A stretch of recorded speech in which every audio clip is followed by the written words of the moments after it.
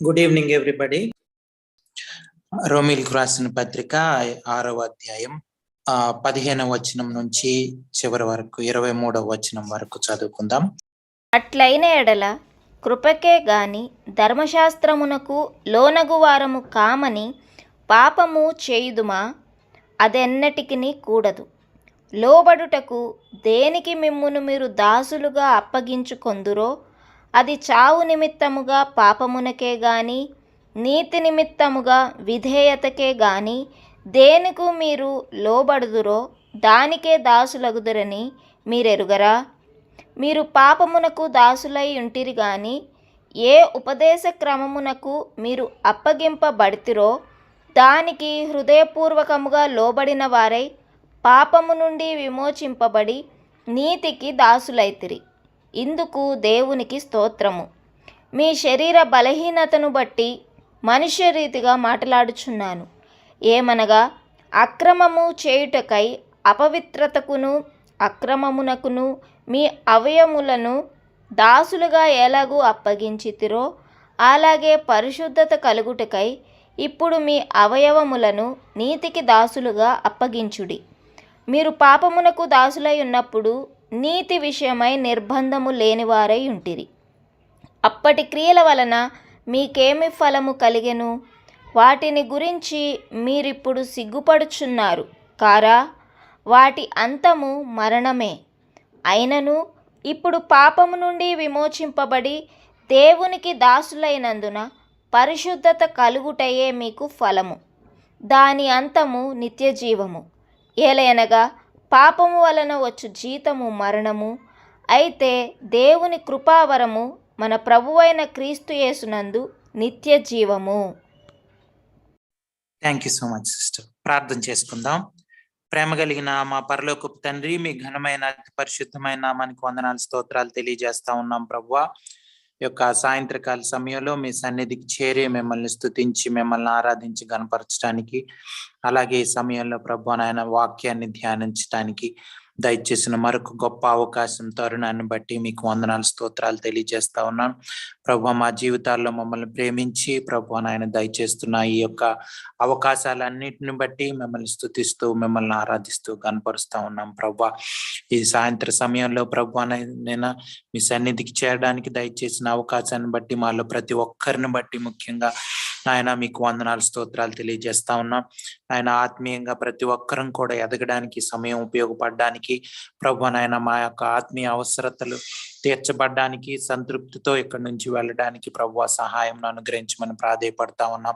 కృప చూపించండి ప్రభువా, సహాయం అనుగ్రహించండి ప్రభువా నాయన. మా యొక్క ఆత్మీయ అవసరతలు ఒక్కసారి ఈ లోకపరమైనటువంటి అవసరతలు మా పరిస్థితులు ఎరిగిన దేవుడవు ప్రభువా నాయన. మేము ప్రభువాని సంతృప్తితో సంతోషంతో ఆనందంతో నిజమైన జీవితంతో నింపబడడానికి ప్రభువా సహాయం అనుగ్రహించమని ప్రభువాను మరొకసారి నాయన మీరే మాట్లాడమని ప్రభువా నాయన మేము విని గ్రహించి లోబడ్డానికి ప్రభువా నాయన హృదయ కాఠిన్యం దూరపరచుకోవడానికి ప్రభువా నాయన మీపై మీ జీవితం వైపు ఆకర్షింపబడ్డానికి ఈ లోకం నుంచి శరీరం పాపం నుంచి ప్రభువా విడుదల పొందడానికి ప్రభువా సహాయం అనుగ్రహించమని మరొకసారి మిమ్మల్ని స్తుతిస్తూ ఆరాధిస్తూ అవకాశాన్ని బట్టి యేసు ప్రభు వారి అతి పరిశుద్ధమైన నామంలో ప్రార్థన అడిగి వేడుకొంచున్నాం తండ్రి. Amen, amen. ఈ 15వ వచనం నుంచి 23వ వచనం వరకు మనం చూస్తే కొన్ని మాటలు రిపీటెడ్ గా అంటే ఎక్కువ సార్లు వాడబడ్డాయి. అయితే దాసులు అన్న పదం చాలా సార్లు వాడబడింది. మనం అబ్జర్వేషన్ లాగా దీన్ని మనం తీసుకొని 15 నుంచి 23 వరకు దాసులు అన్న పదం ఎన్నిసార్లు వాడబడిందో ఎవరైనా చెప్పగలరా? ఎవరైనా చెప్పొచ్చు. 15 నుంచి 23 వరకు దాసులు అన్న పదం ఎన్నిసార్లు ఉంది? సో మొత్తం 8 సార్లు ఉంది. విధేయత, లోబడ్డం అన్నది ఎన్నిసార్లు ఉంది లెక్క పెట్టగలరా? లోబడుట అన్నది అన్న మాటలు 4 times అన్న. 4 times. Thank you so much. So మనం ఇక్కడ చూస్తే అంటే ఇలాగ మనం మామూలుగా మామూలు చదువుకునేటప్పుడు కూడా మీరు క్వైట్ టైం చేసుకునేటప్పుడు కూడా మనకు తెలుసు, ఇలాగ ఏవైనా రిపీటెడ్ గా ఉంటే వాటిని నోట్ చేసుకుంటే మనకి కాంటెక్స్ట్ సందర్భం అన్నది ఈజీగా అర్థం అయిపోతుంది. అంటే ఇక్కడ ఎక్కువగా పౌలు భక్తుడు పరిశుద్ధాత్మ దేవుడు అంటే ఎక్కువ చెప్పాలనుకుంటుంది ఏంటంటే దాసత్వం గురించి, అలాగే అలాగే లోబడడం గురించి, విధేయత చూపించడం గురించి అన్నది మనకి ఈజీగా అర్థమవుతుంది. సో ఇలాగా మనం బైబిల్ స్టడీ చేసుకునేటప్పుడు, సొంతంగా పర్సనల్ గా మనం చదువుకునేటప్పుడు కూడా ఇలాగ రాసుకుంటే మనకి ఉపయోగపడుతుంది. అబ్జర్వేషన్ లో మనం చూసాం కదా, అబ్జర్వేషన్, ఇంటర్ప్రిటేషన్, అప్లికేషన్ అన్ని మూడు మామూలు క్వైట్ టైం చేసుకునేటప్పుడు అని మనం ఆలోచించాం ముందు కూడా. సో ఇక్కడ మనకి క్లియర్ గా అర్థమవుతుంది ఏంటంటే దాసత్వం గురించి, అంటే బంధకాల్లో ఉండిపోవడం గురించి, దాసులుగా ఉండడం గురించి, బానిసత్వం లేకపోతే ఇటువంటి మాటలు మనకి గుర్తొస్తున్నాయి. సో దీని గురించి మనం ధ్యానం చేయాల్సిన అవసరం ఉంది. గాంధీ మహాత్ముడు మన దేశానికి స్వాతంత్ర్యం కోసం చాలా పోరాడాడు. అహింస ఆయుధంగా చేసుకొని, మనందరికీ తెలుసు ఆయన చాలా స్వాతంత్రం కోసం పోరాడినటువంటి వ్యక్తి. ఎక్కువ అంటే మేజర్ గా ఆయన్ని బట్టి స్వాతంత్రం వచ్చింది అన్నది చాలా మంది చెప్పేది. అయితే ఆయన ఫ్రీడమ్ గురించి మాట్లాడుతా, మనం ఎప్పుడైతే నేను దాసుడిని కాదు అని నిర్ణయం తీసుకుంటామో, ఎప్పుడైతే నేను దాసుడిని కాదు, ఇంగ్లీష్ లో ఏమనుందంటే the moment you resolve that you no longer be a slave, అంటే నేను దేనికి బానిసని కాదు, దాసుడిని కాదు అని ఎప్పుడైతే మనం నిర్ణయం తీసుకుంటామో, మనం ఆలోచించుకుంటామో, మన సంఖ్యల నుంచి, బంధకాల నుంచి అప్పుడే మనం విడుదల పొందిన వారం అవుతాము అని ఆయన ఒక మాట చెప్పాడు. ఇది మన మనస్సులో, మన హృదయంలో, మన మైండ్స్ లో, వాటిలో మనం నిర్ణయం తీసుకోవాల్సింది. ఈ నిర్ణయం అన్నది చాలా చాలా ప్రాముఖ్యం మనిషి జీవితానికి.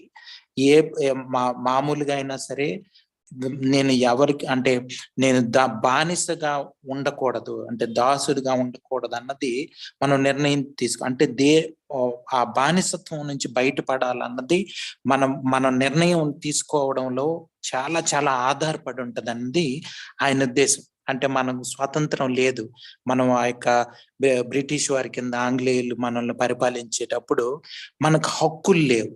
వాళ్ళు ఏం చెప్తే మనం అది చేయాల్సిన పరిస్థితుల్లో మనం ఉండేవాళ్ళం.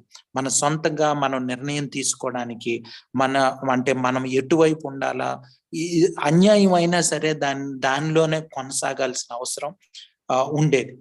చాలాసార్లు అన్యాయం జరుగుతున్నా, తోటి వారికి అన్యాయం జరుగుతున్నా, ప్రభుత్వాన్ని ప్రశ్నించే హక్కులు మనకి ఉండేవి కావు. సో అటువంటి సమయంలో ఇది సరైన పద్ధతి ఇది కాదు, మనం మనుషుల్ని పరిపాలించే పద్ధతి ఈ విధంగా ఉండకూడదని వాళ్ళు మా దేశం ఇది, మా దేశంలో మమ్మల్ని మా హక్కుల్ని హరించే హక్కు మీకు లేదు, మా యొక్క మా యొక్క స్వతంత్రం హరించే హక్కు మీకు లేదు అన్నది వాళ్ళ పోరాటం.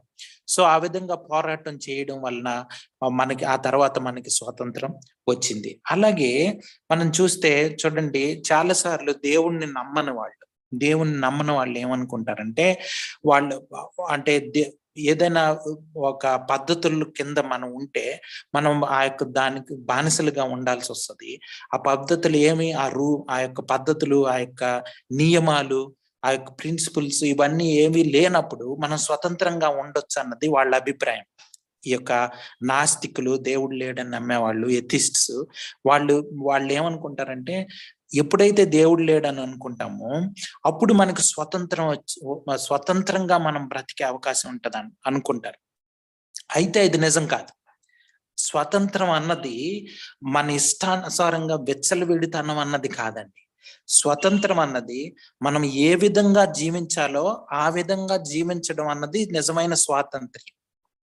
ఇప్పుడు చూడండి, ఒక సింహాన్ని, అడవిలో ఉండే సింహాన్ని తీసుకొచ్చి చిన్నప్పటి నుంచే దాన్ని బంధించేసి మన ఇష్టం వచ్చినట్లు దాన్ని ట్రైన్ చేసి మన ఇష్టానుసారంగా మన ఇంట్లో మనం వాడుకుంటున్నాం అనుకోండి. ఆ తర్వాత చాలా రోజులు అయిపోయిన తర్వాత దాన్ని తీసుకెళ్లి అడవిలో వదిలేసాం అనుకోండి. ఇది కాదు, కరెక్ట్ కాదు, ఈ అడవిలో మనం ఇక్కడ ఇలాగ దీన్ని బంధించేయకూడదు, దీనికి స్వాతంత్రం అన్నది అడవిలో ఉంటే దీన్ని అడవిలో ఉండడానికి ఉండడానికి ఇది సృష్టించబడిందని అర్థం చేసుకొని ఎప్పుడో మనం ఇలా పాపం దీనికి స్వతంత్రం లేకుండా చేస్తున్నాం అని చెప్పి అర్థం చేసుకొని దాన్ని తీసుకెళ్లి అడుగుల్లో వదిలేసాం అనుకోండి. ఏమవుతుందండి, అది ఏమి వేటాడే క్వాలిటీస్ ఏమి ఉండవు, దానికి లక్షణాలన్నీ కోల్పోయి ఉంటది. వేటాడి ఆహారం సంపాదించుకోవడం అన్నది పోయి ఉంటది. తీసుకెళ్తే ఈవెన్ అడవి జంతువులు ఏవైనా సరే దాన్ని చంపేసే విధంగా అది ఉంటది. దానికి తెలియదు వేటాడడం ఇవన్నీ అవన్నీ చిన్నప్పటి నుంచే దానికి అలవాటు లేకుండా అయిపోయి ఉంటుంది. దానికి ఎవరైనా ఆహారం పెడితే తిని పడుకునేటట్లు చేసేసాం. సో బానిసత్వం అన్నది చాలా భయంకరమైనది.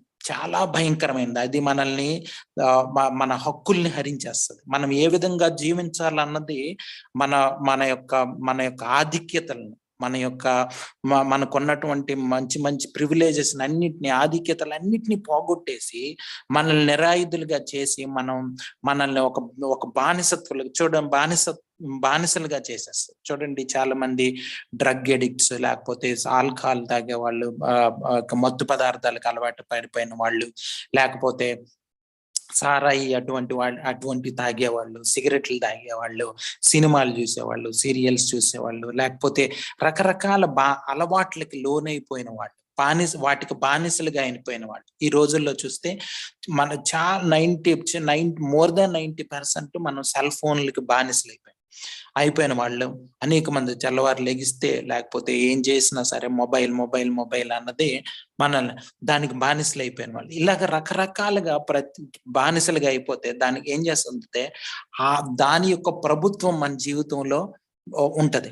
ఆ ప్రభుత్వం అది మనల్ని మన యొక్క హక్కుల్ని హరించి మనం ఏ విధంగా ఉండాలని మన యొక్క ఆధిక్యతల్ని అన్నిటిని పోగొట్టి దేవుడి నుంచి దూరం చేసేసి చేసేటట్లు చేసేస్తుంది మనల్ని. సో ఇవన్నీ కూడా మనం చూడండి, తప్పిపోయిన కుమారుడు గురించి మనం ఆలోచిస్తే అతను ఏమనుకున్నాడు, నా డబ్బులు నాకు ఇచ్చేస్తే నేను స్వతంత్రంగా నా ఇష్టానుసారంగా నేను జీవిస్తాను అనుకున్నాడు. అది స్వతంత్రం అనుకున్నాడు. కానీ అది నిజమైన స్వతంత్రం కాదని ఎప్పుడైతే తనతో ఆ యొక్క మొత్తం అంతా కోల్పోయి ఇది నన్ను నాశనం చేసే జీవితం అని అర్థం చేసుకున్నాడు, చివరికి he came to his senses అని ఉంది. అంటే ఏంటి, అతనికి అప్పుడు కళ్ళు తెరవబడి తండ్రి గుర్తొచ్చి తండ్రి దగ్గరికి వచ్చేసాడు. సో ఇవన్నీ చూస్తున్నప్పుడు మనం ఏ విధంగా బతకాలన్నది దేవుడు నిర్ణయించాడు. సో ఆ విధంగా మనం బ్రతికినప్పుడు మన జీవన శైలి, మన పరిస్థితులన్నీ, మన హక్కులు అన్ని చక్కగా ఉండి మన ప్రయాణం సరిగ్గా కొనసాగుతుంది. లేకపోతే ఏమవుతుందంటే మనకు ఏమీ లేకుండా నిరాయుధులుగా అయిపోయి మనం దేవుని నుంచి దూరంగా అయిపోయి ఈ లోకాన్ని విడిచి వెళ్ళిపోవాల్సిన అవసరం ఉంది. మీకు ఈ యొక్క పిక్చరు, నేను చెప్తున్నది మీకు అర్థమై ఉంటది. చూడండి, సైతానికి మన మీద ఒక్క మంచి అభిప్రాయం కూడా ఉండదని ఒక భక్తుడు చెప్పాడు. ఒక్క మంచి అభిప్రాయం అంటే మనల్ని ఏ విధంగానైనా మనల్ని నాశనం చేసి దేవుడు మనకు అనుగ్రహించే ఆధిక్యతల్ని, దేవుడు మనకి ఇవ్వాలనుకుంటున్నటువంటి గొప్ప జీవితాన్ని మనల్ని నుంచి దూరం చేయడమే వాడి యొక్క ప్రణాళిక, వాడి యొక్క ఇది. దానికి మనం కూడా ఒకప్పుడు ఆ యొక్క దేవుని ఆజ్ఞ, దేవునికి వ్యతిరేకంగా ఇటువంటి ఎటువంటి ఆలోచన వైపు మనం తిరిగిపోయాం.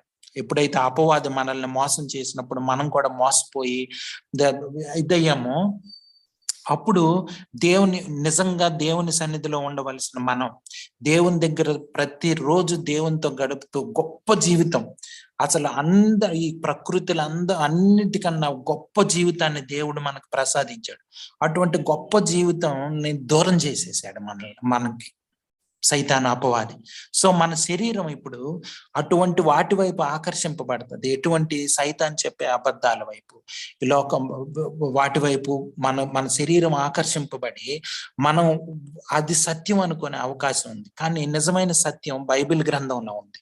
పౌలు భక్తుడు ఈ యొక్క రోమీయులకు రాసిన పత్రికలో మనం చూస్తే వాటన్నిటిని, మనకు దేవుడిచ్చిన ఆధిక్యతల్ని, లేకపోతే మనకు ఉండాల్సింది పాపంలో పడిపోకుండా పడిపోవాల్సిన అవసరం లేదు, ఆ యొక్క శోధనల్లో పడిపోవాల్సిన అవసరం లేదు, ఆ ప్రభుత్వం కింద ఒక భయంకరమైనటువంటి మరణం ఏలే ప్రభుత్వం కింద మనం ఉండాల్సిన అవసరం లేదని పరిశుద్ధాత్మ దేవుని చేత ప్రేరేపించబడి మనకి అటువంటి జీవితం వైపు మనం నడవాలని పౌలు భక్తుడు కోరుకుంటా ఉన్నాడు. సో అది ఈ యొక్క సందర్భాన్ని మనం అర్థం చేసుకోవాలండి. ఈ యొక్క 15వ వచనం చూస్తే, మనం కృపకే గాని ధర్మశాస్త్రానికి లోనైన వారం కామని పాపం చేయుదుమా అది ఎన్నటికి కూడదని చెప్తా ఉన్నాడు. అంటే ఏంటి? ఇదే మాట మనం 6వ అధ్యాయంలో మొదటి వచనంలో చూస్తే, అలాగైన ఏమందుము కృప విస్తరింపు వలనని పాపం అందు నిలిచి ఉందమా. ఈ రెండు కూడా అంటే పాపంలో మనం నిలిచుండకూడదు అని చెప్పడానికి అంటే అనేక కోణాల నుంచి పౌలు భక్తుడు ఆ యొక్క రోమా సంఘాలకి విశదీకరిస్తా ఉన్నాడు. ఈ సాయంత్ర సమయంలో మనతో కూడా దేవుడు మాట్లాడుతూ ఉన్నాడు. మొదటిగా ఆయన మొదటి 6వ అధ్యాయం మొదటి వచనంలో సందర్భం ఏంటండి? ఎందుకు మనం పాపంలో కొనసాగకూడదని చెప్తా ఉన్నాడు? 6వ అధ్యాయం మొదటి వచనంలో మనం చూసినప్పుడు అక్కడ సందర్భం ఏంటి? అక్కడ కూడా సేమ్ మాటే. అయితే పాపంలో ఇంకా మళ్ళీ కొనసాగుతామా, లేకపోతే ఇంకా పాపం చేస్తామా అన్న మాటే మొదటి వచనంలో కూడా ఉంది. 6వ అధ్యాయం మొదటి వచనంలో అక్కడ సందర్భం ఏంటి? అంటే పాపం ఎక్కడ విస్తరించినో కృప అక్కడ పాపం అంటే కృప విస్తరిస్తుందని పాపం ఎక్కడెక్కడ ఉంటే అక్కడ కృప విస్తరిస్తుందని పాపం చేయకూడదు. అది అక్కడ చెప్తా, అది అక్కడ సందర్భం. అయితే ఇక్కడ మనకు 15వ వచనంలో సందర్భం ఏంటి? మనం ఇప్పుడు ఎందుకు పాపంలో కొనసాగకూడదని చెప్తున్నాడు? అంటే కొనసాగితే కృపలో ఉన్నాం కాబట్టి దేవుని కృప చూపించి క్షమించేస్తాడు. సో మనం దేవుడు కృపలో ఉన్నాం కాబట్టి మనం ఎలాగ ధర్మశాస్త్రం రూల్స్ అండ్ రెగ్యులేషన్స్ మనకి లేవు, మనం వాటిని పాటించాల్సిన అవసరం లేదు అని పాపంలో పడిపోయే అవకాశం, మేము పాపంలో చేస్తే దేవుడు కృప కింద ఉన్నాం కాబట్టి క్షమిస్తాడు, క్షమించమని అడగొచ్చు అనుకుంటాం. సో అది ఈ రెండు ఆలోచనలు నుంచి మనం బయటపడాలి. అది సరిగ్గా మనం అర్థం చేసుకోవాలి. ధర్మశాస్త్రం కింద లేమని మన మీద ధర్మశాస్త్రం మన మీద ప్రభుత్వం లేదని మనం ఇష్టానుసారంగా జీవించడానికి దేవుడు మనల్ని ధర్మశాస్త్రం నుంచి తప్పించలేదు. మనం దేవుని కృపకి మనం సమర్పించుకుంటామని దేవుడు మనల్ని దాని నుంచి తప్పించాడు. నేను మీకు ఇంతకు ముందు కూడా ఒకసారి ఒక ఉదాహరణ చెప్పాను. ఒక అమ్మాయిని, ఒక చిన్న అమ్మాయిని ఆమె ఒక ఆయన దగ్గర ఒక బానిసలాగా, అంటే స్లేవ్ గా ఉండేది, దాసురాలుగా ఉండేది అనమాట, స్లేవ్ లాగా. సో ఆయన ఏం చేశాడంటే తన దగ్గర పని చేయించుకొని పని అంతా అయిపోయిన ఇంకా తనకు అవసరం లేదని ఏం చేశాడంటే ఆ అమ్మాయిని వేరే వాళ్ళకి అమ్మేయడానికి ఒక వేలం పెట్టాడు. నాకు ఇంకా ఈ అమ్మాయి అవసరం లేదు, ఎవరైనా ఈమెను కొనుక్కోండి అని. ఎవరైనా విడిపించుకోవచ్చు ఈ అమ్మాయిని, డబ్బులు పే చేస్తే విడిపించేస్తే మీ ఇష్టం అని చెప్పి ఆ అమ్మాయిని పెడితే, ఆ అమ్మాయి ఒక ఆయన వచ్చాడు, చాలా ఎక్కువ ధనం ఇచ్చాడు. ఆయన కోరుకుంటున్న దానికన్నా ఎక్కువ ధనం ఇచ్చి ఆ అమ్మాయిని ఆ బానిసత్వం నుంచి విడిపించేశాడు. విడిపించేసిన తర్వాత ఆయన వెళ్ళిపోతా ఉంటే, ఈ అమ్మాయి నన్ను విడిపించారు, నేను మీతో పాటు రావాలి కదా, మీరు వెళ్ళిపోతున్నారు అని అంటే, ఆయన అన్నాడు, నేను విడిపించింది నీకు స్వాతంత్రం ఇవ్వడానికి, నిన్ను ఆ బానిసత్వం నుంచి తప్పించడానికి నేను నిన్ను విడిపించాను. ఒకవేళ నీ ఇష్టమైతే నా దగ్గరికి రావచ్చు, లేకపోతే నీ ఇష్టం, ఇది నీ నిర్ణయం అని ఆ అమ్మాయితో చెప్పినప్పుడు ఆ అమ్మాయి ఏం చేసిందంటే, మీరు నన్ను కొనుక్కున్నారు, వెల చెల్లించారు, నేను మీ దగ్గర ఉండడం ధర్మం, మీరు మంచి వాళ్ళని మీరు చూపించిన ప్రేమను బట్టి నేను మీ దగ్గర ఉండడమే కరెక్ట్ అని నాకు అర్థం అవుతుందని అమ్మాయి ఆయన దగ్గరికి వెళ్ళిపోయింది. సో యేసు ప్రభు వారు చేసిన కార్యం అదే. మనం అర్థం చేసుకుంటే మనం వెల్ల చెల్లించి యేసు ప్రభు వారు మనల్ని కొనుక్కున్నారు. మనందరికి తెలుసు ఇవన్నీ. అయితే మనల్ని వెల చెల్లించి కొనుక్కున్నది విచ్చలవిడిగా మనం బ్రతకాలని కాదు. ధర్మశాస్త్రం నుంచి మనల్ని విడిపించింది దేవుడు, మనల్ని కృప చూపించింది మనం కృపలో నిలిచి ఉండాలని, కృపలోనే కొనసాగాలని దేవుడు కోరుకుంటున్నాడు. కాబట్టి మనం ఆయన మీద ఆధారపడి జీవించే జీవితం కోసం మనల్ని దేవుడు విడిపించాడు. కానీ మనం అది సరిగ్గా అర్థం చేసుకుంటే మనం ఈ లోకం నుంచి, శరీరం నుంచి, పాపం నుంచి మనల్ని నాశనం చేసి మరణంలో నడిపించే వాటి నుంచి విడుదల పొంది సంపూర్ణంగా దేవునికి సమర్పించుకొని మనం క్రైస్తవ జీవితంలో కొనసాగే అవకాశం ఉంది. అది గొప్ప గొప్ప జీవితం. అది ఈ లోకానికి అర్థం కాదు. మనకు మాత్రమే ప్రత్యక్షపరచబడినటువంటి గొప్ప జీవితం అది. ఇది లోకానికి, శరీరానుసారులకి వాళ్ళకి అర్థం కాదు. చాలా మంది విశ్వాసులని చెప్పబడే వాళ్ళకు కూడా అర్థం కానటువంటి గొప్ప జీవితం ఇది. చాలా మంది ఈ లోకంలో కలిసిపోయిన వాళ్ళు, శోధనలకి పడిపోయిన వాళ్ళు, పాపంలో కొనసాగుతున్న వాళ్ళు, మరణం చేత ఏలబడుతున్న వాళ్ళు అనేక మంది ఉన్నారు. యేసు ప్రభు ఇక్కడ చూడండి, మనకు చూస్తే 15 నుంచి 23 వరకు చూస్తున్నప్పుడు ఓవరాల్ గా మనకు చూస్తే రెండు మార్గాలే మనకు ఉన్నాయి. ఒకటి మరణంలోనికి నడిపించేది, ఒకటి నిత్య జీవితం వైపు నీతి మార్గం అని మనకు అర్థం అవుతుంది.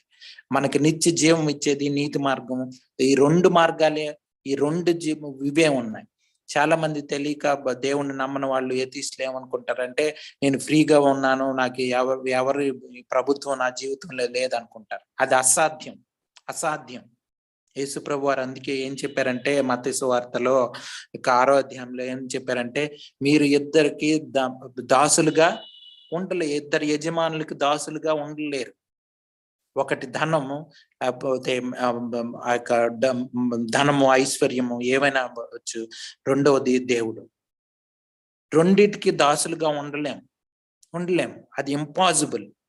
మనం ధనమైనా వద్దు, ఈ లోక ఆశలనైనా, ఈ లోకానుసారమైనటువంటి పాపపు జీవితాన్ని వదులుకోవాలి, లేకపోతే దేవుణ్ణి వదిలేసుకోవాలి. సో ఎవరైతే దేవుణ్ణి నమ్మట్లేదో, ఫ్రీగా ఉన్నాం అనుకుంటున్నారో, వాళ్ళకి తెలియకుండానే వాళ్ళు ఈ లోకానికి, పాపానికి దాసులుగా, తెలిసినా తెలియకపోయినా, దేవుడు మా ప్రభుత్వం మన జీవితంలో లేదు అంటే మనం ఆటోమేటిక్ గా మనం పాపపు ప్రభుత్వం కింద, మరణపు ప్రభుత్వం కింద మనం ఉన్నాం. దాని పర్యవసానం చాలా భయంకరం. అది మరణమే, నిత్యనాశనం అది. సో అది మనం జాగ్రత్తగా అర్థం చేసుకుంటే, మనందరికీ ఈ విషయాలన్నీ తెలియనివి కాదు, తెలిసినవే. అయినా సరే దేవుడు మరలా మనల్ని ఎందుకు హెచ్చరిస్తున్నాడు అంటే, మనం వాటి వైపు తిరగకూడదని 14వ వచనంలో మనం చూస్తే, ధర్మశాస్త్రానికి లోనైన వారు కారు గనుక పాపం మీద ప్రభుత్వం చేయదని చెప్తాం. ఎందుకంటే ధర్మశాస్త్రం కింద మనం ఉంటున్నప్పుడు మనం పాపాత్మలు మన తీర్పు తీర్చబడ్డాం ధర్మశాస్త్రం ద్వారా. పాపం నుంచి బయటపడే అవకాశం లేదు, దేవుణ్ణి సంతృప్తి పరిచే అవకాశమే లేదు, 10 ఆజ్ఞలు పాటించలేము. మనం సొంతగా ప్రయత్నించినప్పుడు 10 ఆజ్ఞలు పాటించే అవకాశమే లేదు. మనల్ని మనం దేవునికి సమర్పించుకొని, ఆయన చిత్తానుసారమైన జీవితం జీవించడానికి తీర్మానించుకొని, ఆయన ప్రతి విషయంలోనూ, ప్రతి నిర్ణయము, ప్రతి అడుగు కూడా ఆయన చిత్తానికి లోబడి నడిచినప్పుడే దేవుణ్ణి సంతృప్తి పరచగలం. అప్పుడు మనం కృపలో ఉండగలం. కృప మన మీద ఉంటది. కృపలో మనం నిలిచి ఉంటాం, కృపలో కొనసాగుతాం. ఇది క్రైస్తవ జీవితం. ఇది మనం జాగ్రత్తగా అర్థం చేసుకోవాలండి. చూడండి, 16వ వచనంలో చూస్తే, లోబడుటకు దేనికి మిమ్మును మీరు దాసులుగా అప్పగించుకుందరో అది చావు నిమిత్తముగా పాపమునికే గాని, నీతి నిమిత్తముగా విధేయతకే గాని దేనికి మీరు లోబడుదురో దానికే అగుదురని మీరెరుగరా అంటున్నాడు. అంటే ఏంటి? వాళ్ళని ఎందుకు ఈ ప్రశ్న వేస్తున్నాడు, మీరు ఎరుగరా అని? ఎందుకు అయి ఉండొచ్చండి? ఆల్రెడీ తెలుసని.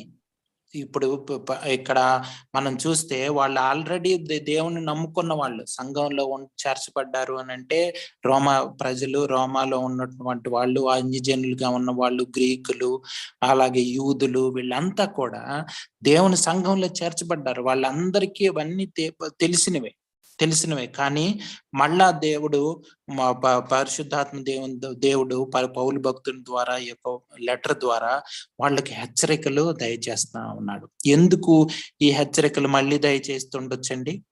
మనకు తెలిసినా లేకపోతే వాళ్ళకి తెలిసినా సరే మరలా దేవుడి సాయంత్ర సమయంలో లేకపోతే ఆ సమయంలో రోమా సంఘాలకి దేవుడు ఎందుకు హెచ్చరికలు దయచేస్తా ఉన్నాడు? వాళ్ళకు తెలుసు, అయినా సరే దేవుడు మళ్ళీ వాళ్ళని హెచ్చరిస్తున్నాడు. సాయంత్ర సమయంలో మనల్ని కూడా హెచ్చరిస్తున్నాడు. ఎందుకై ఉండొచ్చు? అవును, తెలిసి మనం పడిపోతాం. తెలిసి ఎందుకంటే మన శరీరంలో లేకపోతే మన మనసులు, మన హృదయము చెడిపోయి ఆ యొక్క పాపంలో ఉన్నటువంటి ఆ యొక్క ప్లెజర్స్ ని, ఆ యొక్క ఆనందాల్ని అనుభవించాలని కోరుకునే తత్వం మనసు మనలో ఉంది. అది మనం సిలువకు అప్పగించి అది చనిపోయిందని నమ్ముతూ, సిలువలో యేసు ప్రభు వారు దాన్ని చంపేశారు, పాప జీవితం లేదని నమ్ముతూ, మనల్ని మనం దేవునిలో ఉన్నటువంటి ఆ యొక్క ఆధిక్యతలను పోగొట్టుకోకూడదని అని నమ్ముతూ.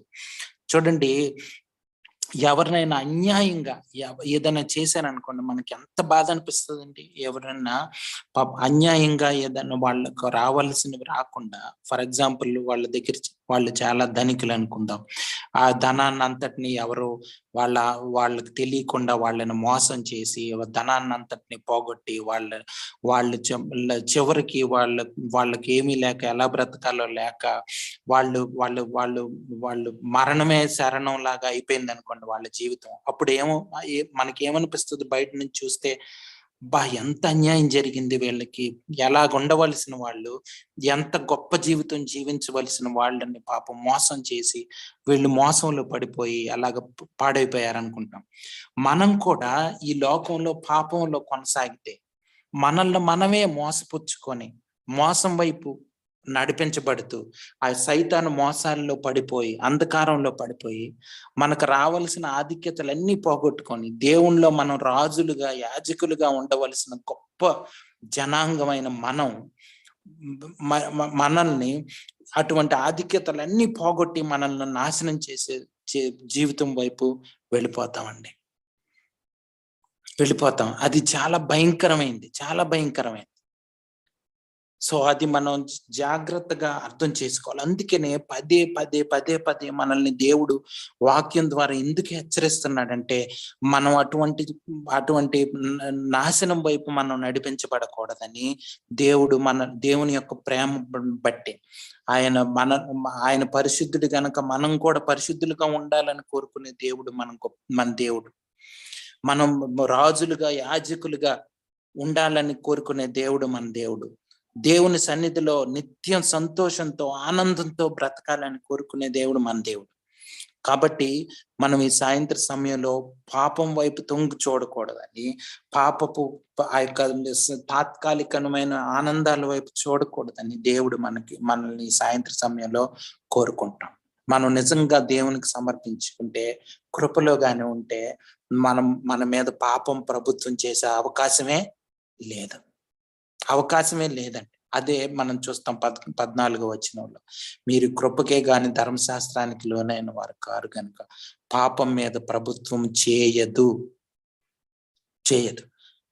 మనం పాపపు ప్రభుత్వం కింద ఉండాల్సిన అవసరం లేదు. బానిసలుగా బ్రతకాల్సిన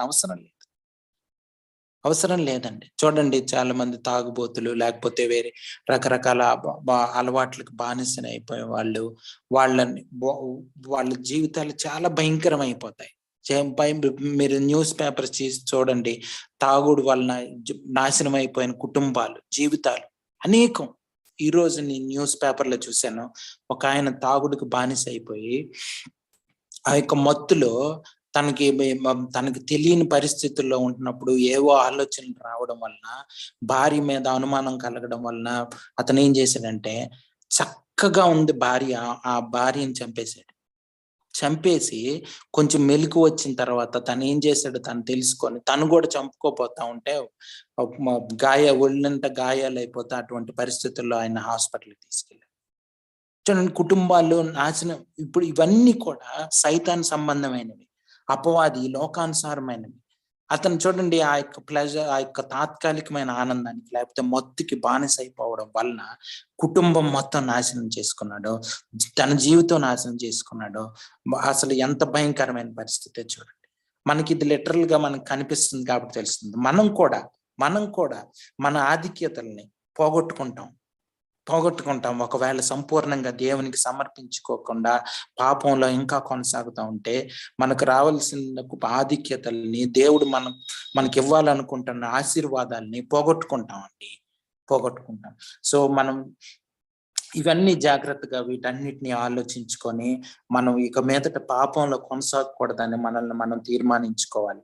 మీరు పాపం చూడండి, ఇది చాలా భయంకరమైన పరిస్థితి. మీరు పాపమునకు దాసులై ఉంటిరి, కానీ ఏ ఉపదేశ క్రమము నాకు మీరు అప్పగింపబడితరో దానికి హృదయపూర్వకంగా లోబడిన వారై పాపము నుంచి విమోచింపబడి నీతికి దాసులైతరి.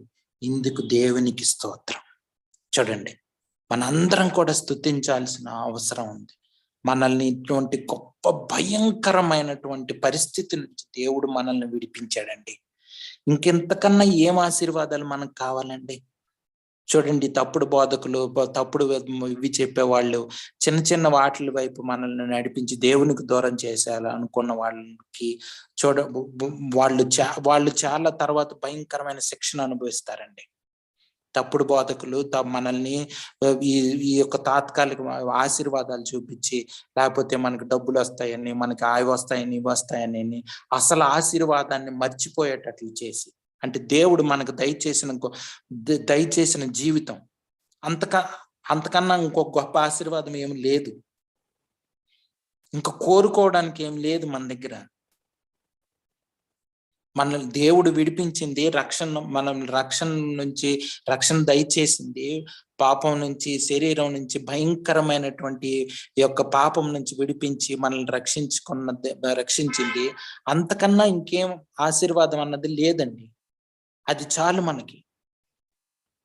సో మనం చాలా జాగ్రత్తగా తప్పుడు బోధల నుంచి, తప్పుడు బోధకుల నుంచి, మనం వాటి నుంచి కూడా దేవుడు విడిపించాడు. మనం చూసాం యోహాను పత్రికలో మనం ఆలోచించుకున్నాం. తప్పుడు బోధకుల గురించి, తప్పుడు బోధల గురించి ప్రతి బుక్ లో ఉంది. కొత్త నిబంధనలో ప్రతి పుస్తకంలో ఉంది. ప్రతి పుస్తకంలో, ఒక్క ఫిలెమోనుకు రాసిన పత్రికలో తప్ప అన్ని పుస్తకాల్లో తప్పుడు బోధకుల గురించి ఉంది. వీళ్ళు కూడా సైతాను యొక్క వెపన్స్, వాళ్ళు కూడా అంటే అస్త్రాలు, అపవాది వాడే అస్త్రాలు దేవుడి నుంచి మనల్ని దూరం చేయడానికి, మిమ్మల్ని వేరే ఆశీర్వాదాల వైపు, మనల్ని ఈ లోకపరమైనటువంటి ఆశీర్వాదాల వైపు మనల్ని చూపించి దేవుడు మనకిచ్చే ఆధిక్యతల్ని, ఆ ఆలోచనల నుంచి మనల్ని మర్చిపోయేటట్లు చేసి మనల్ని దేవుడి నుంచి దూరం చేయడానికే వాళ్ళు ఇటువంటి తప్పుడు బోధలు చేస్తారు. కానీ మనం అటువంటి వాటి వైపు వెళ్ళకూడదు. ఎందుకంటే వాళ్ళు ఈ లోకపరమైనటువంటి ఆ డబ్బుల్ని, ఆస్తుల్ని సంపాదించుకోవడానికి వాళ్ళు ధనమోసంలో పడిపోయినటువంటి వాళ్ళు మన ధనం కోసం మనల్ని ధనం అని ఎర్ర చూపించి దేవుడి నుంచి దూరం చేస్తారు. ఎందుకంటే యేసు ప్రభు వారు చెప్పారు, 2 మార్గాలే ఉన్నాయి.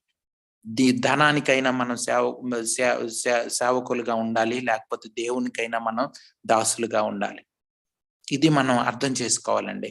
మనకు స్వతంత్రం ఎప్పుడంటే, మనం ఎప్పుడైతే దేవునికి దాసులుగా ఉంటామో, నీతికి దాసులుగా ఉంటామో, అప్పుడే మనం నీతిమంతులుగా తీర్చబడి నిత్య జీవం వైపు వెళ్ళే అవకాశం ఉంటది. లేకపోతే మనల్ని మోసం చేసేవి అనేకం ఉన్నాయి. మన శరీరం, మన హృదయం మనల్ని మోసం చేసే అవకాశం ఉంది.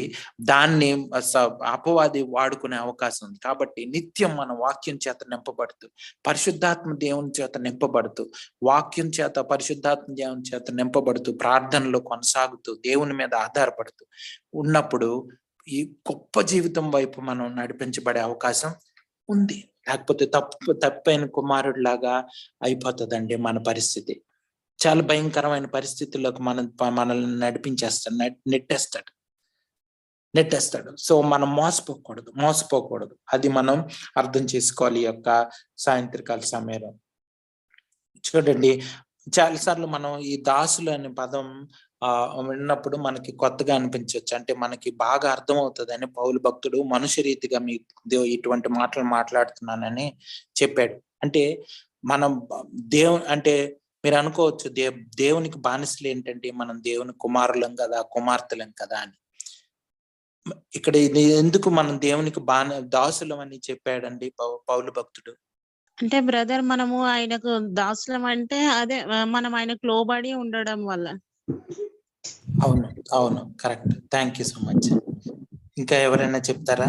మనం దాసులం అని ఎందుకు చెప్పారు? మనం దేవుని కుమారులం కదా, మనం కుమార్తెలం కదా, మనం రాజులు యాజక సమూహంగా చేయబడే వాళ్ళం కదా, దేవునికి దాసులం ఎలాగయ్యాము?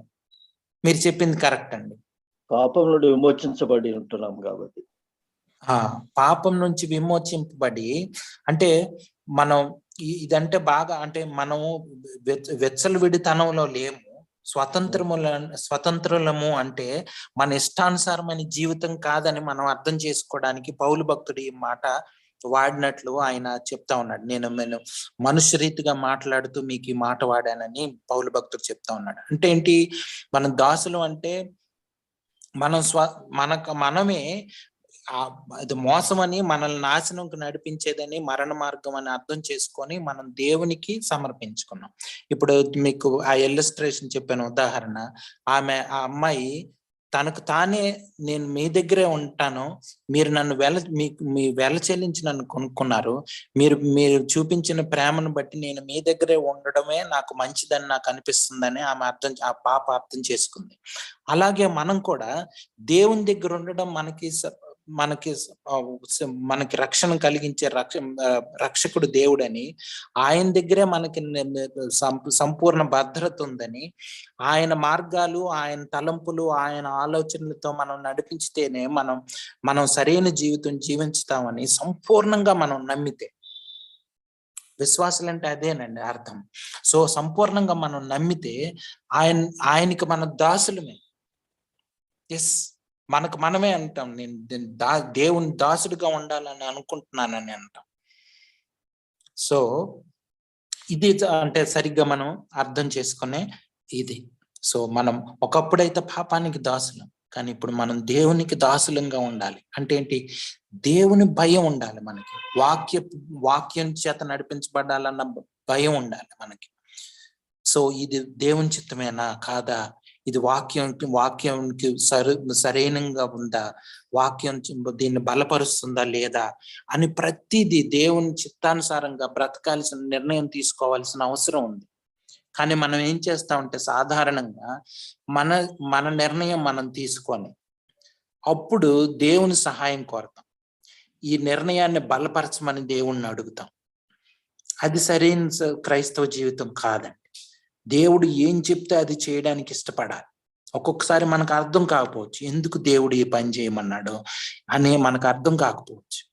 కానీ మనం నిర్ణయం తీసుకుని ఆ విధంగా జీవించాలని నిర్ణయం తీసుకుంటే ఆయన మనల్ని ఆయన మార్గంలో నడిపించే దేవుడని మనం సంపూర్ణంగా ఆయన నమ్మి మనం ప్రతి నిర్ణయం తీసుకోవాలి. చాలాసార్లు ఆ నిర్ణయం మన కుటుంబంలో వారికి నచ్చకపోవచ్చు, మన సొంత భార్యకే నచ్చకపోవచ్చు. మనకు తెలుసు, మీరు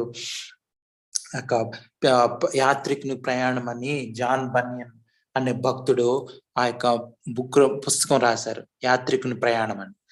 ఆ యొక్క పిల్గ్రిమ్స్ ప్రోగ్రెస్ అన్న పుస్తకంలో మనం చూస్తే యాత్రికుడు, ఆ యొక్క క్రైస్తవుడు, క్రిస్టియన్ తన ఆ యొక్క ప్రయాణం ప్రారంభించినప్పుడు ఇంట్లో ఎవరు కూడా ఆయనకి సపోర్ట్ చేయరు, ఆయన్ని ఎంకరేజ్ చేయరు. ఇదేంటి? ఆయన అంటాడు, ఇది నాశనం అయిపోతుంది, ఈ ఊరి పేరే నాశనపురం, అంటే ఈ లోకం నాశనం అయిపోయేది, శాశ్వతమైంది కాదు అని ఈ పుస్తకంలో ఉంది. దీన్ని మీరందరూ గమనించుకోండి.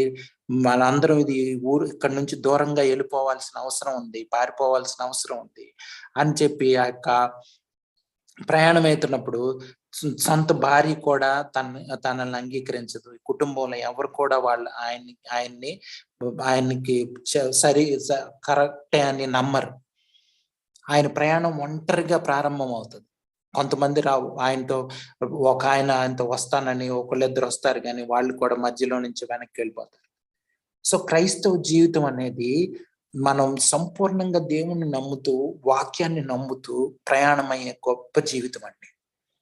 దేవుడు మనకు తోడుగా ఉండే గొప్ప జీవితం. ఎవరు తోడుగా ఉన్నా లేకపోయినా సరే దేవుడు మనల్ని నడిపించే దేవుడు, మనల్ని హెచ్చించే దేవుడు, మనల్ని గౌరవించే దేవుడు. సో ఇది నిజమైన క్రైస్తవ జీవితం, ఇది నిజమైన క్రైస్తవ జీవితం, దేవునికి దాసులుగా ఉండేది. చూడండి, అదే ఇక్కడ 19వ వచనంలో చెప్తున్నాడు. అంటే 18వ వచనం ప్రకారం మనం ఏంటంటే ఎప్పుడు దేవునికి కృతజ్ఞత కలిగి ఉండాలండి, దేవుణ్ణి ఆరాధిస్తూ ఉండాలి, దేవుణ్ణి స్తోత్రం చెప్తూ ఉండాలి. ఎందుకు చెప్పండి, ఎందుకు మనం దేవుణ్ణి ఎప్పుడు నిత్యం ఆరాధిస్తూ ఉండాలండి? 18వ వచనం ప్రకారం ఎందుకంటే అన్న, దేవుడు మనకి పాపం నుండి విమోచించి నీతికి దాసులుగా చేశాడు కాబట్టి. అవును అవును, ఎంత గొప్ప ఆధిక్యత అండి. అది గాని మనకు సరిగ్గా అర్థమైతే ఇంకా మనకి ఏం అవసరం లేదండి. దావీదు భక్తుడు అన్నట్లుగా, లేకపోతే భక్తులు అన్నట్లుగా, శిష్యులు అన్నట్లుగా మనం అంటాం, నాకు ఇంకేం అవసరం లేదండి, దేవుడు నాకు చేయాల్సింది చేసేసాడు, అయిపోయింది. దేవుని కోసం నేను బ్రతకడమే ఉంది, అంతే. బ్రతికినంతకాలం పౌలు భక్తుడు అదే చెప్తున్నాడు, నేను చావైనా మేలే, బ్రతికితే క్రీస్తు కోసం బ్రతుకుతాను అని చెప్తున్నాడు. ఆ తర్వాత జీవించువాడం నేను కాదు, క్రీస్తే నా యందు జీవించుచున్నాడు. ఈ మాటలన్నీ పౌలు భక్తుడు, లేకపోతే భక్తులు, శిష్యులు అటువంటి ప్రత్యేకమైన గొప్ప జీవితం జీవించడానికి గల కారణం ఏంటంటే దేవుడు విడిపించిన విడుదల. వాళ్ళకి ఇంకా జీవితాంతం నీకు రుణపడిపోయి ఉన్నాను దేవా, ఏమిచ్చినా నేను తీర్చుకోలేను దేవా అన్నది వాళ్ళ జీవితాల ద్వారా వాళ్ళు చూపించారు. మాటలు చెప్పడమే కాదు కానీ వాళ్ళ జీవితాలు అలా జీవించి చూపించారు.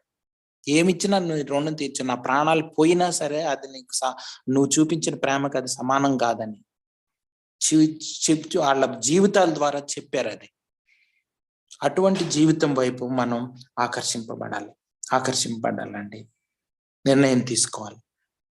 యవనస్తులు, సంఘాలు ఈ రోజుల్లో అనేకమైన తప్పుడు బోధల వైపు, తప్పుడు మార్గాల వైపు ఈ లోకంలో కలిసిపోతూ, సంఘంలోకి మనం ఆలోచిస్తే సంఘంలోనికి లోకం ఎప్పుడో క్రీప్ అయిపోయింది, లోపలికి చుచ్చుకొని వచ్చేసింది లోకం సంఘంలోనికి. లోకపు తలంపులు, లోకపు ఆశలు, ధనమోసాలు, ఏలోకపరమైనటువంటి ఇవన్నీ కూడా సంఘంలోనికి వచ్చేసినాయి. తరతరాలుగా అలాగే సంఘాలు చాలా దేవునికి దూరం అయిపోతున్నాయి. సంఘంలో పాలిటిక్స్, ఒకళ్ళంటే ఒకళ్ళు పడనివి, లేకపోతే రకరకాలు. కానీ మనం ఆ విధంగా ఉండకూడదు. ముఖ్యంగా యవనస్తులు, రేపొద్దున మీరు కూడా ఒక సంఘాలని నడిపించే వాళ్ళు, రేపొద్దున మీరే సంఘంలో ఎల్డర్స్ గా, పెద్దలుగా ఉండేవాళ్ళు. కాబట్టి మీరు కూడా చాలా జాగ్రత్తగా ఇటువంటి జీవితం, వాక్యానుసారమైన జీవితం, గొప్ప జీవితం అని అర్థం చేసుకొని తప్పుడు బోధల్ని గుర్తించి వాటి నుంచి దూరంగా వెళ్ళిపోయి లోకాశలకి, వాటికి లొంగకుండా ప్రత్యేకమైన జీవితం జీవిస్తూ దేవుని, యేసు ప్రభు వారిని సంతృప్తి పరిచే జీవితం వైపు మనం ఆకర్షింపబడాలని దేవుడు కోరుకుంటున్నాడు. ఒకసారి తెస్సలోనికీయులకు రాసిన మొదటి పత్రిక 4వ అధ్యాయం మొదటి 2 వచనములు చదువుతారా? మెట్టుకు సహోదరులారా, మేము ప్రభువైన యేసు ద్వారా మీకిచ్చిన ఆజ్ఞను మీరెరుగుదురు. కాగా మీరేలాగూ నడుచుకొని దేవుని సంతోషపరచవలనో మా వలన నేర్చుకొనిన ప్రకారముగా మీరు నడుచుకొనుచున్నారు. ఈ విషయములో మీరు అంతకంతకు అభివృద్ధి నొందవలెనని మిమ్మును వేడుకొని ప్రభువైన యేసునందు హెచ్చరించుచున్నాను. Thank you so much. చూడండి, దేవునిలో సంతృప్తికరమైన జీవితం జీవించే అవకాశం ఉంది. సో అందుకనే వాళ్ళకి ఏం చెప్తా ఉన్నాడంటే, ఏం చెప్పామో వాటన్నిటిలో దేవుణ్ణి సంతృప్తి పరిచే జీవితం గురించి మనం మీకు ఆల్రెడీ చెప్పాం. వాటిలో మీరు కొనసాగాలని పౌలు భక్తుడు ఆ యొక్క తెస్సలోనికే సంఘానికి చెప్తా ఉన్నాడు. చూడండి, గొప్ప జీవితం అండి అది. శిష్యులు మనకు జీవించి చూపించిన జీవితం. మనకు బైబిల్ గ్రంథం చదువుతా, పత్రికల్లో వాటిల్లో చదువుతున్నప్పుడు శిష్యులు జీవించిన జీవితం గొప్ప జీవితం అండి. వాళ్ళు ధనానికి లోబడలేదు, వాళ్ళు పేరు కోసం ప్రాకులాడలేదు, ఎంత వీలైతే అంత తగ్గించుకున్నారో, దేవుణ్ణి ఎంత ఘనపరచగలిగితే అంత ఘనపరిచారు. ఎందుకంటే దేవుడు చేసిన కార్యం అంత గొప్పదని వాళ్ళకి అర్థమైపోయింది. పరిశుద్ధాత్మ దేవుని చేత సంపూర్ణంగా నింపబడి ఉన్నారు. ఎప్పుడు పరిశుద్ధాత్మ దేవుని చేత నడిపించబడుతూ ఉన్నారు. అది దేవుడు మనల్ని కోరుకుంటున్నటువంటి జీవితం. అలాగే కొరింథీయులకు రాసిన మొదటి పత్రిక 3వ అధ్యాయం 16వ వచనం చదువుతారా?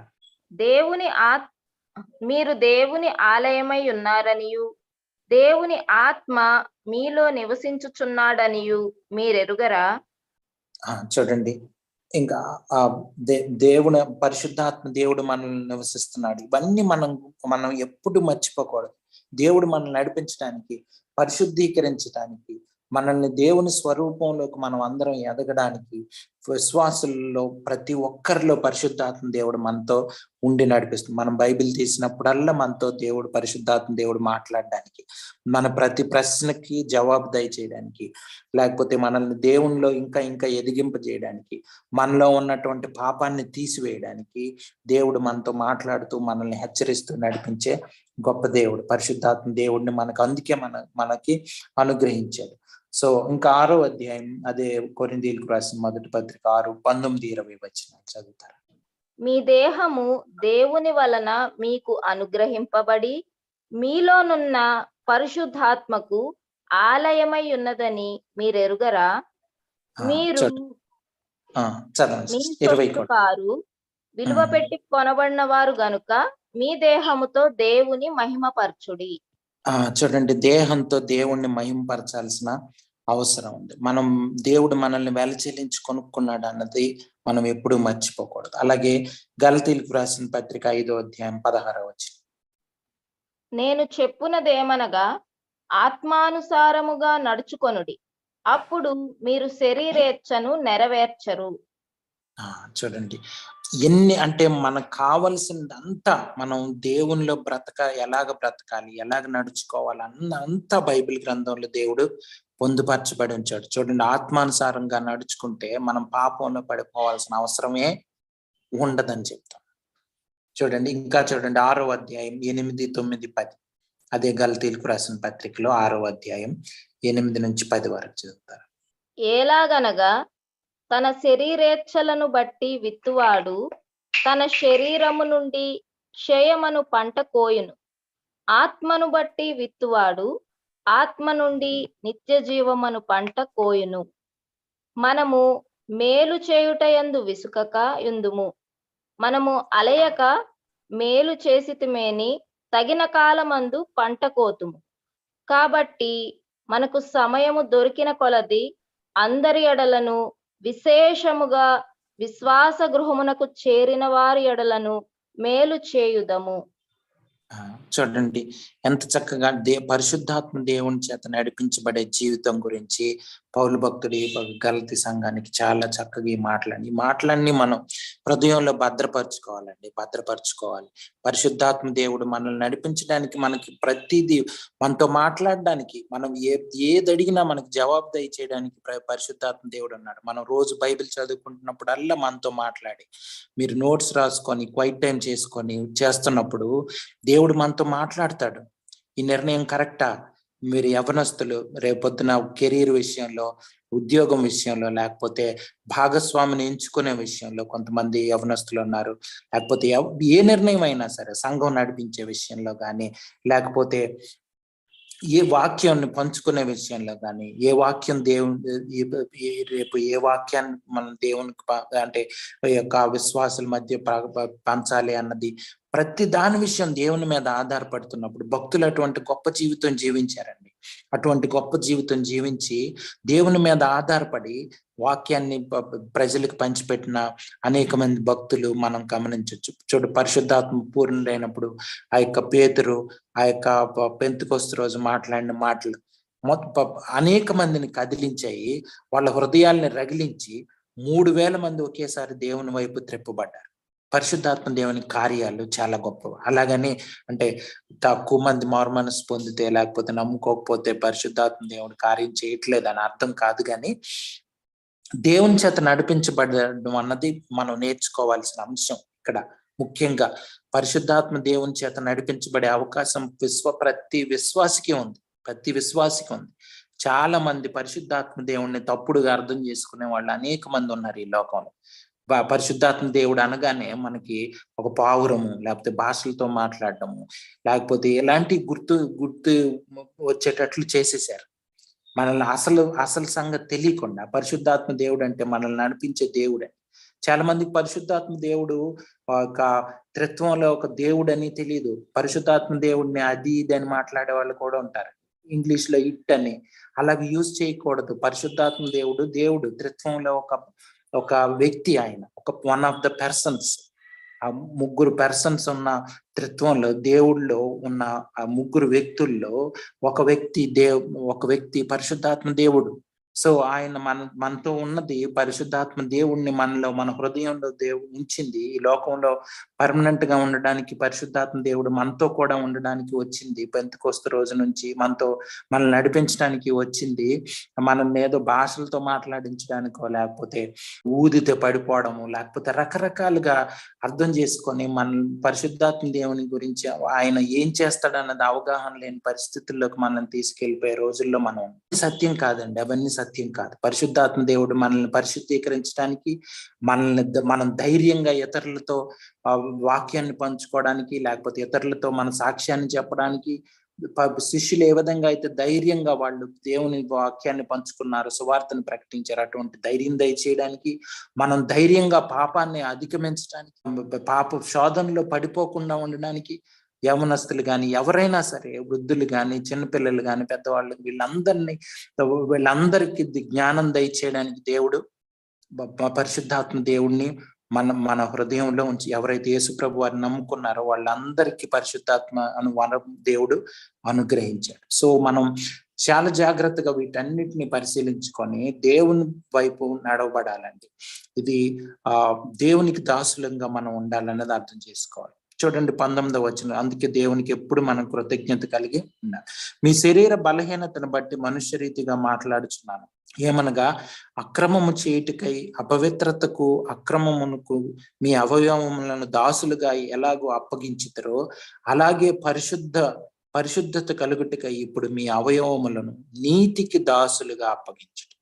చూడండి, అంటే కాంట్రాస్ట్ చెప్తున్నాడు దానికి దీనికి. మనం ఇంతకు ముందు ఎట్లా ఒక ఆయన ఒకసారి కమ్యూనియన్ తీసుకునేటప్పుడు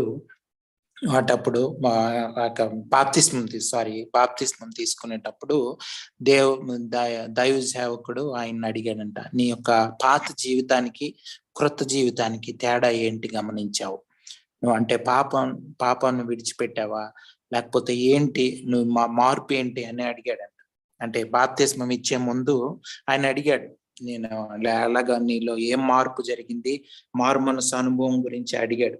మారు మనసు అనుభవం లేకుండా ఎవరు కూడా బాప్తిస్మం తీసుకోకూడదు.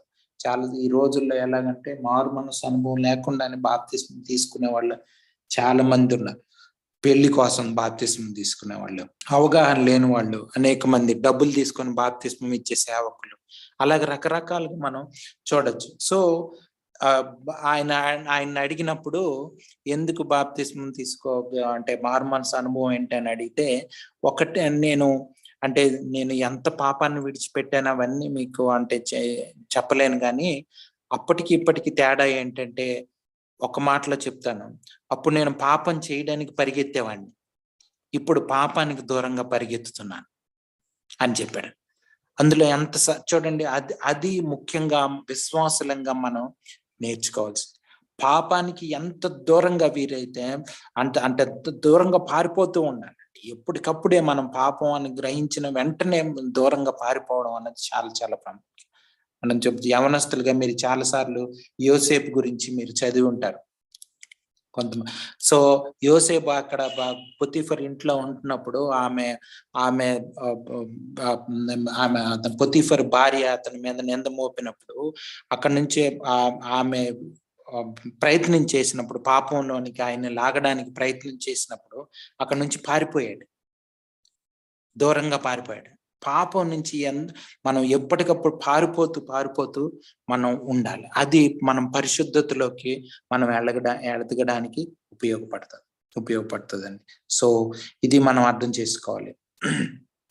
అందుకనే ఇంతకు ముందు మీ అవయవాలని అక్రమానికి, అపవిత్రకి దాసులుగా ఉన్నారు, చేశారు. ఇప్పుడు దేవునికి పరిశుద్ధత కలుగుటకై మనం మన అవయవాలని నీతికి దాసులుగా అప్పగించమని చెప్తున్నాడు.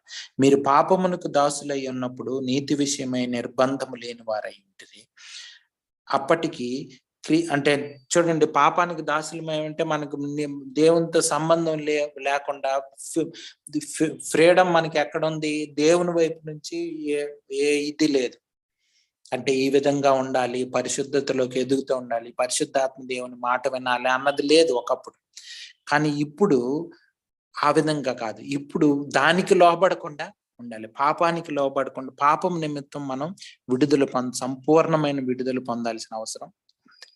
ఇది అంటే ఇవన్నీ కూడా ఎందుకంటే మనకు చక్కగా అర్థం అవడానికి ఆ పాత జీవితానికి క్రొత్త జీవితానికి తేడా చెప్తా ఉన్నాడు పౌలు భక్తుడు. ఇది జాగ్రత్తగా మనం అర్థం చేసుకోవాలి. ఇంకోటి ఏంటంటే, ధర్మశాస్త్రం మన మీద అధికారం లేనప్పుడు మనము పాపానికి అంటే పాపం చేయడానికి ఎందుకు అంటే పాపం చేసినా పర్వాలేదన్న ఆలోచన మనకి ఎందుకు కలుగుతుందండి? ధర్మశాస్త్రం మనకు లేదు అన్నప్పుడు పాపం చేయాలన్న ఆలోచన ఎందుకు కలుగుతుంది? ఎందుకై ఉండొచ్చు? మనం ఆల్రెడీ ముందు ఆలోచించాం మొదటి 15 వచనాలు. అంటే మెయిన్ ఏంటంటే కృపని సరిగ్గా అర్థం చేసుకోకపోవడం వల్ల. కృప అంటే క్షమించేదని, దేవుడు అంటే ప్రేమ కలిగిన వాడు, క్షమించేవాడని, ఆ ఒక్క అంటే ఆ యాంగిల్ మాత్రమే, ఆ కోణం మాత్రమే మనం చూస్తాం. ఇది ఎందుకంటే మన అవకాశం లాగా మనకి మనం సర్ది చెప్పుకోవడానికి, మనల్ని మనం మోసపుచ్చుకునే ఒక పద్ధతి ఇది. ఎలాగంటే దేవుడు క్షమిస్తాడు అన్నది మనల్ని మనం మోసం పుచ్చుకునే ఒక ఇది. అపవాది దానికి హెల్ప్ చేస్తాడు, మన శరీరం కూడా దాని వైపు వెళ్తుంది. దేవుడు క్షమిస్తాడులే, పాపంలో కొనసాగని మనల్ని మోసం చేసి మరణం వైపు నడిపించడానికి, దేవునికి దూరం చేయడానికి. సో ఆ ఆలోచనే మనకు రాకూడదండి. దేవుడు ఉగ్రత కూడా చూపించేవాడు, ఆయన శిక్షించేవాడు, పాపాన్ని సహించేవాడు కాదు. ఆయన పాపాన్ని ఏమాత్రం సహించడన్నది ఇవి చాలా జాగ్రత్తగా మనం అర్థం చేసుకోవాలి. ఆయన రోషం కలిగిన వాడని, పాపాన్ని అసలు సహించేవాడు కాదని అర్థం చేసుకోవాలి. ఆయనకి చెందాల్సినటువంటి ఆరాధనని వేరే వాటికి చెందించేది, వేరే వాటితో షేర్ చేసుకునేవాడు కాదు, పంచుకునేవాడు కాదు. ఆయనకి చెందాల్సిన ఆరాధనని ఆయనకు మాత్రమే చెందాలి. అందుకని చూడండి, ఆజ్ఞల్లో మొదటి ఆజ్ఞ ఏంటంటే పూర్ణ ఆత్మతోనూ సత్యంతోనూ దేవుణ్ణి ఆరాధించాలన్నది ఉంది. అది మనం చాలా జాగ్రత్తగా అర్థం చేసుకోవాలి. మనం ధర్మశాస్త్రం కింద లేవంటే ధర్మశాస్త్రాన్ని పాటించమని కాదు, మనకై మనం ప్రయత్నించాం. కానీ దేవుడు మనల్ని ధర్మశాస్త్రం కన్నా ఎక్కువ పాటించేటట్లు చేయగల శక్తి పరిశుద్ధాత్మ దేవుని ద్వారా మనకి అనుగ్రహించగలడు. ఎలాగంటే మనల్ని పాపం నిమిత్తం మనల్ని మనం మనం చనిపోయిన వారిగా ఉంటున్నప్పుడు, సంపూర్ణంగా దేవునికి సమర్పించుకున్నప్పుడు, అప్పుడు దేవుని చిత్తం నెరవేర్చడానికి తీర్మానించుకున్నప్పుడు ధర్మశాస్త్రం కన్నా ఎక్కువ మన ద్వారా నెరవేర్చే అవకాశం ఆజ్ఞల కన్నా ఇంకా ఎక్కువగా. చూడండి, అందుకనే మీరు చూస్తే యేసు ప్రభు వారు వచ్చిన తర్వాత నరహత్య చేయకూడదు అని ఉంది. కానీ ఎక్కువ వేరే వాళ్ళని ఇబ్బంది పెట్టి కోపపడి ఎట్లా చేసినా అది హత్యతో సమానమని యేసు ప్రభు వారు చెప్పారు. అలాగే ఇంకా చూస్తే మనం వ్యభిచారం చేయకూడదని పాత నిబంధన గ్రంథంలో మనకి 10 ఆజ్ఞల్లో ఉంటే, మోహపు చూపు చూస్తేనే వ్యభిచారం చేసినట్లు యేసు ప్రభు వారు చెప్పారు. అంటే ఎందుకో ఇంకా ఇవే ఎక్కువైపోయినాయి, స్ట్రింజెంట్ అయిపోయింది. అంటే ఇంకా కఠినం చేశాడు దేవుడు. ఆ యొక్క ధర్మశాస్త్రాన్ని కాకుండా ఇంకా కఠినంగా మాటలు ఉన్నాయి. మోహపు చూపు చూస్తేనే ఆల్రెడీ ఫెయిల్ అయిపోయినట్లా. అంటే అర్థం ఏంటి? అది ఇంకా ఇంపాసిబుల్ అని మనకు అర్థం అవుతుంది. దేవుణ్ణి సంతృప్తి పరిచే జీవితం మనం సొంతగా జీవించడం అనేది మన ప్రయత్నాల ద్వారా కొనసాగేది కాదని అర్థం చేసుకొని, మన ఆలోచనలన్నిటిని పక్కన పెట్టి దేవుని ఆలోచనల మీద ఆధారపడితేనే ఇది సాధ్యమని అర్థం చేసుకోవాలండి. అర్థం చేసుకోవాలి. అప్పటి క్రియల వల్ల మీకేమి ఫలము కలిగిన వాటిని గురించి మీరు ఇప్పుడు సిగ్గుపడుచున్నారు కారా, వాటి అంతము మరణం. అది మనల్ని షేమ్ఫుల్ చేసేదండి, మనల్ని సిగ్గుపరిచేదిగా చేస్తుంది పాపం అనేది. చూడండి, పాపంలో దొరికిపోతే మన పరువు లేకుండా చాలా మంది పాపం చేసి దొరికిపోయిన వాళ్ళు, ఆత్మహత్యలు చేసుకున్న వాళ్ళు అనేక మంది ఉంటారు. చూడండి, ఇస్కరియోతు యోధ అలాగే చేశాడు. ధనానికి లోబడిపోయి యేసు ప్రభు వారిని, రక్షకుడిని అర్థం చేసుకోకుండా ఆ తర్వాత ఆయన రియలైజ్ అయ్యాడు. అంటే కొంత అంటే పశ్చాత్తాపడలేదు, కానీ నిజంగా ఇంత మంచి ఆయన్ని, నేను నా మీద ఎంత ప్రేమ చూపిన ఆయన్ని నేను ఎందుకు అప్పగించాను అన్న ఇది కలిగించి సైతాన్ ఏం చేసిందంటే తను తాను చంపుకునేటట్లు చేసింది. ఇది సైతాన్ చేసేది. అపవాది మనల్ని ఏం చేస్తానంటే మనల్ని మనమే నాశనం చేసుకునేటట్లు చేయడానికి అనేక రకాలుగా ప్రయత్నం చేస్తూ ఉంటది, మనల్ని మోసం చేయడానికి. చూడండి, కేవలం 30 నాణాల కోసం దేవుణ్ణి అప్పగించేసాడు. తనకు సంహరించుకున్నాడు, తనకు తానే మరణానికి అప్పగించేసుకున్నాడు. అన్ని తప్పులు చేయించింది సైతానుకు లోబడ్డం వల్ల.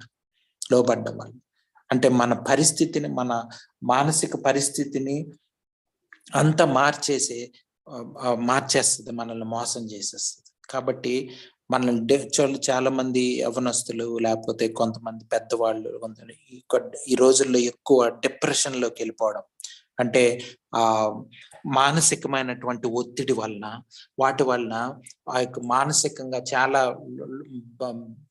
దిగజారిపోవడం, అంటే ఒక క్షోభకి, ఒక ఒత్తిడికి గురవ్వడం వలన చాలా మంది వారి జీవితాలను అంతం చేసుకుంటున్న వాళ్ళు, చదువే ఒక జీవితం అనుకునే వాళ్ళు, లేకపోతే ఉద్యోగమే జీవితం అనుకునే వాళ్ళు, లేకపోతే ఈ లోకంలో డబ్బులు సంపాదించి బ్రతకడము, వాటి వలన అదే జీవితం అనుకునే వాళ్ళు, రకరకాలుగా నిజమైన జీవితం గురించిన అర్థం తెలియకపోవడమే దీనికి కారణం.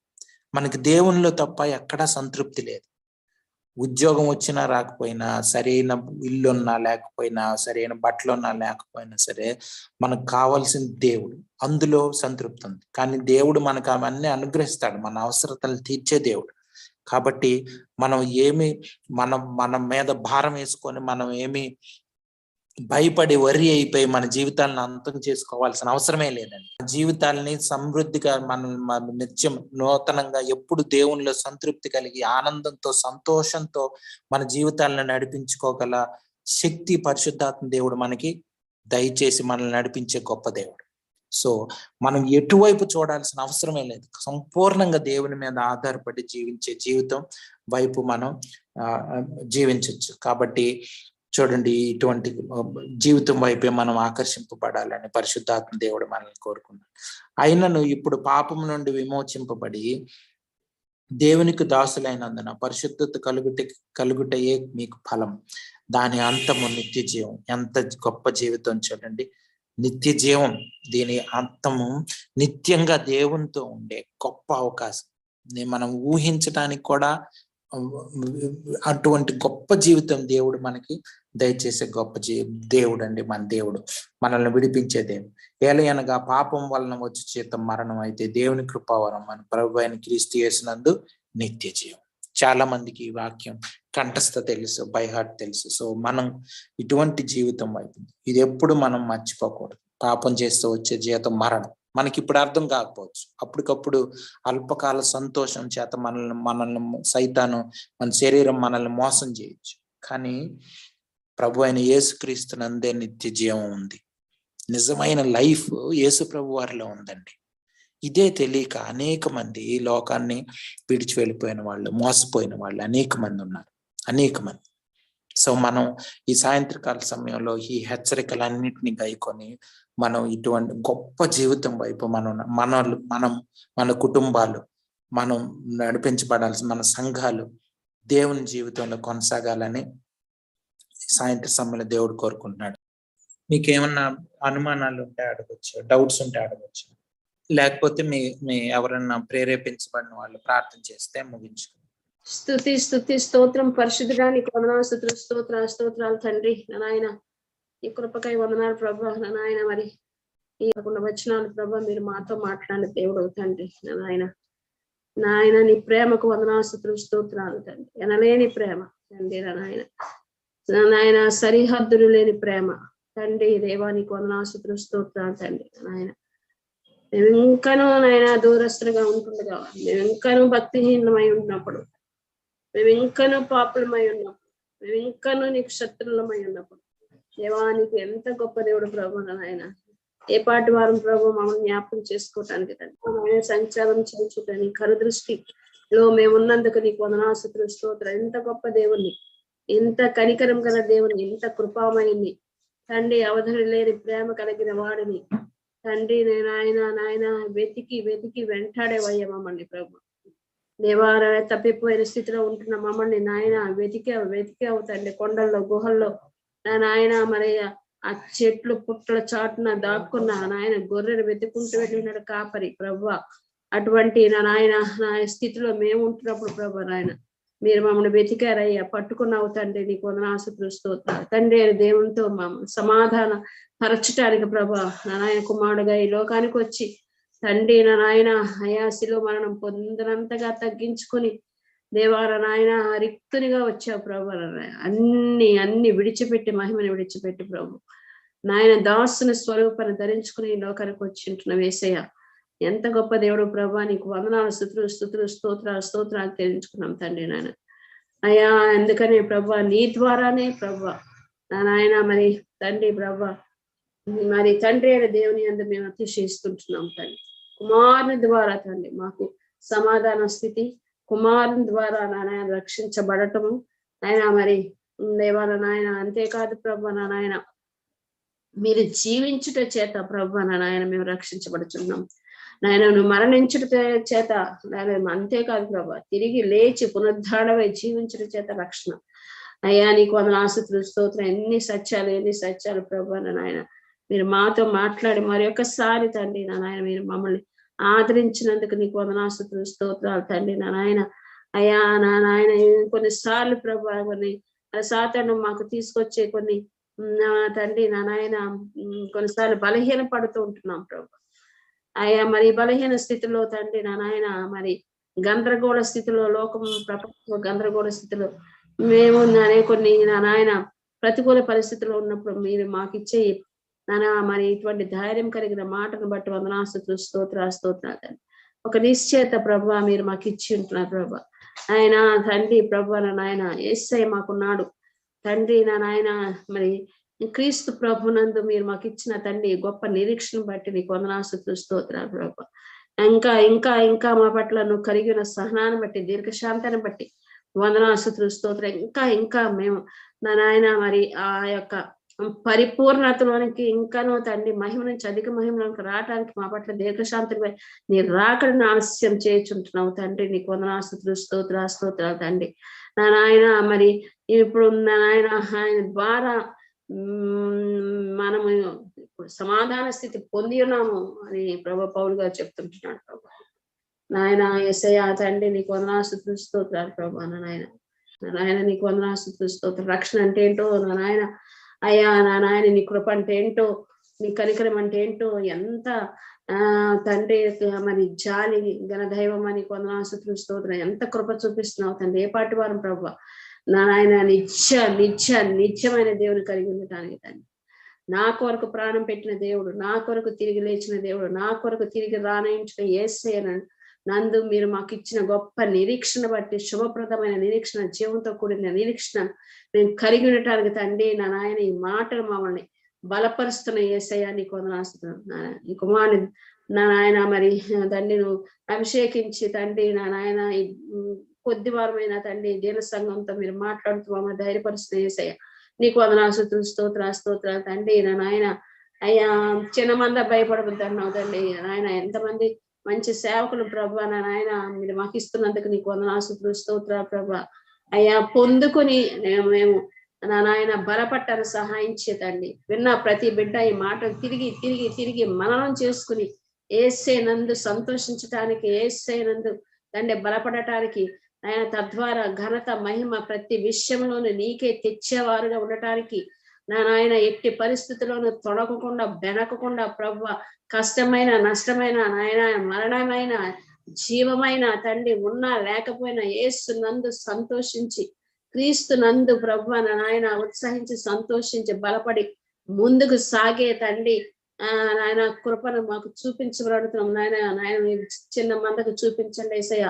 ఈ యొక్క నాయన పరమకాణాని యాత్రలో మేము ఉంటున్నామయ్యా నాయన. ఎన్నో ఎన్నో తండ్రి యాత్ర ప్రయాణంలో నాయన నేను చూసినట్లుగా ఎన్నో ఎన్నో ఎన్నో నా నాయన మన టర్న్స్ అండ్ ట్విస్ట్స్ ఉంటాయి జీవితంలో తండ్రి. ప్రతిదీ తండ్రి ప్రతి చోట పడిన తిరిగి లేపే దేవుడు నాకున్నాడని ధైర్యం కలిగి ముందుకు సాగటానికి సహాయం చేయమని అడుగుతున్నాం తండ్రి. కృప చూపించేసయ్యా. కుమారుని మన చేతులకు అప్పగించుకుంటూ ఇంకా రానున్న దినంలో బలంగా వాడుకోమని నీ యందు నా నాయన నీ చేతులకు అప్పగించుకుంటూ కొద్ది ప్రార్థన యేసుక్రీస్తు నామమున వేడుకుంటున్నాం తండ్రి. ఆమేన్. ఆమేన్. ఆమేన్.